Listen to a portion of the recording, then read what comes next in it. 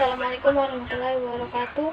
Perkenalkan, nama saya Zahratul Mila dari kelas 10 MIPA 3. Di sini saya akan membuat video yaitu menjelaskan materi virus dan bakteri. Yang pertama, struktur virus.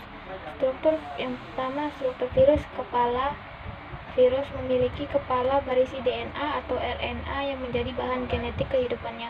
Isi kepala ini dilindungi oleh kapsid, yaitu seluruh protein yang tersusun oleh protein. Yang kedua, isi tubuh virus atau biasa disebut virion adalah bahan genetik yang berupa salah satu tipe asam nukleat, DNA atau RNA. Tipe asam nukleat yang dimiliki virus akan mempengaruhi bentuk tubuh virus. Contohnya, pada virus-virus penyebab penyakit poliomyelitis, virus influenza, dan virus radang mulut dan kuku. Yang ketiga, ekor merupakan bagian dalam struktur tubuh virus yang berfungsi sebagai alat untuk menempel diri pada sel inang. Ekor yang melekat di kepala ini umumnya terdiri atas beberapa tabung tersumbat yang berisi benang dan serat halus. Yang kedua, sifat-sifat virus, yaitu A. Berukuran sangat kecil (mikroskopik). Yang B. Dapat mereproduksi atau memperbanyak diri. Yang C. Dapat mengalami mutasi. D. Tidak memiliki sel dan organ yang biasa terdapat pada sel. Yang E. Memiliki salah satu dari DNA atau RNA. F. Hanya dapat berkembang pada organisme hidup tertentu. Yang ketiga, ada klasifikasi virus, adalah proses pemberian nama dan pengelompokan virus berdasarkan karakter yang dimilikinya.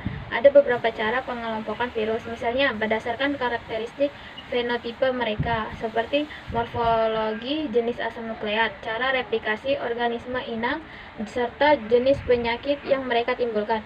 Secara formal, klasifikasi taksonomi virus merupakan wewenang dan tanggung jawab Komite Internasional Taksonomi Virus (ICTF). Meskipun demikian, sistem klasifikasi Baltimore juga sering kali digunakan untuk memudahkan pengelompokan virus. Sistem ini membagi virus menjadi 7 grup berdasarkan cara mereka menyintesis mRNA. Yang ketiga, ada reproduksi virus. Proses reproduksi virus terdiri dari 5 tahap, yaitu adsorpsi, penetrasi, sintesis, dan pematangan dan lisis. Yang keempat, ada peranan virus dalam kehidupan manusia. Peranan virus dalam kehidupan manusia terbagi menjadi 2, yaitu virus yang menguntungkan, bakteri yang mengandung profage. Yang kedua, virus yang merugikan. Yang pertama, virus yang menguntungkan, yaitu untuk pengobatan berbagai macam penyakit, untuk membuat interferon dari virus melalui rekayasa genetik, untuk membuat vaksin, yang terakhir untuk pembuatan peta kromosom. Yang kedua, ada virus yang merugikan pada manusia, yaitu Yang kedua, ada virus yang merugikan, antara lain cacar, polio, influenza, hepatitis, morbillivirus atau campak, rabies, yellow fever, demam kuning, biasanya menyerang pada bayi dan anak-anak. Yang terakhir ada herpes. Yang kelima, ada pencegahan dan pengobatan infeksi virus. Pencegahannya yaitu rutin melakukan vaksinasi, menjaga kebersihan diri termasuk mandi teratur dan rajin mencuci tangan, segera melakukan perawatan jika mengalami gejala-gejala infeksi. Pengobatannya yaitu dengan antibiotik untuk melawan infeksi, obat vasoaktif untuk meningkatkan tekanan darah, insulin untuk menstabilkan gula darah, kortikosteroid untuk mengurangi peradangan.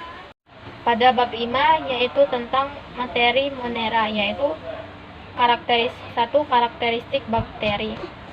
Karakteristik bakteri: 1. Respirasi bakteri. 2. Cara bakteri memperoleh makanan.